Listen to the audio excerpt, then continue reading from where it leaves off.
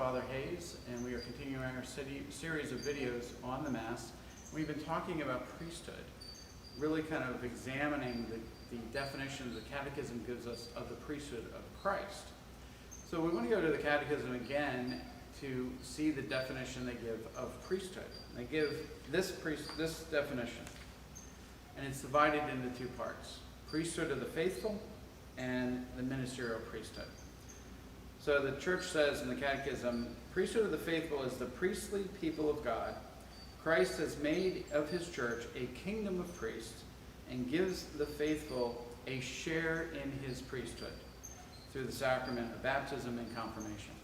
So for the priesthood of the faithful, what we call the common priesthood of the faithful, it is our participation in the priesthood of Christ, primarily by freely offering ourselves as sacrificial victim. Then we have, the Church goes on in the Catechism and says the ministerial priesthood has been received in the sacrament of holy orders. It differs in essence from the common priesthood of all the faithful. It has as its purpose to serve the priesthood of the faithful by building up and guiding the Church in the name of Christ, who is head of the body. Now, what can we take from this? We know that in the seven sacraments, a priest is needed for the sacrament, but it's not just any member of the ministerial priesthood, because with every sacrament, it is the one priest, Jesus, the eternal high priest, who acts in persona Christi through the ministerial priesthood. So Christ is being made present, and in a very particular way in the Mass and the liturgy of the Eucharist, it is Christ being made present to us. Or another way to think of it is that when we go to Mass, time stands still and we are being made present participants with Christ in his one perfect offering at Calvary. That perfect offering of his passion, death, resurrection, and ascension.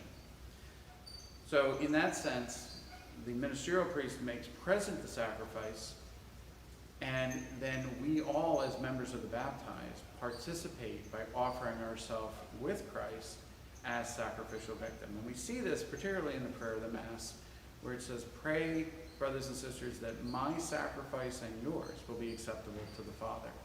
Well, the "my" is not Father Hayes or Father Bob or Bishop Burbidge or even Pope Francis.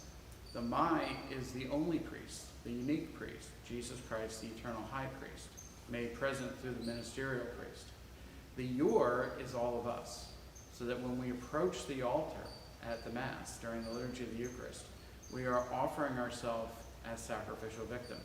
We can be offering ourselves in this way through our acts of fidelity and those sacrifices and maybe challenges that those acts of fidelity give us, our struggle with sin, our struggle with our human frailty, whether it's through illness or through just the limitations we have.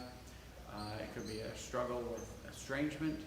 It could be a whole host of things. But the point is that we are, through the sacraments of first baptism, confirmation, we are being incorporated into the person of Christ in a way where we participate with him in his gift of self. So I hope this has been helpful to help you go a little bit deeper in that understanding, and we will continue to unpack these threads for the liturgy of the Eucharist in coming videos. God be with you.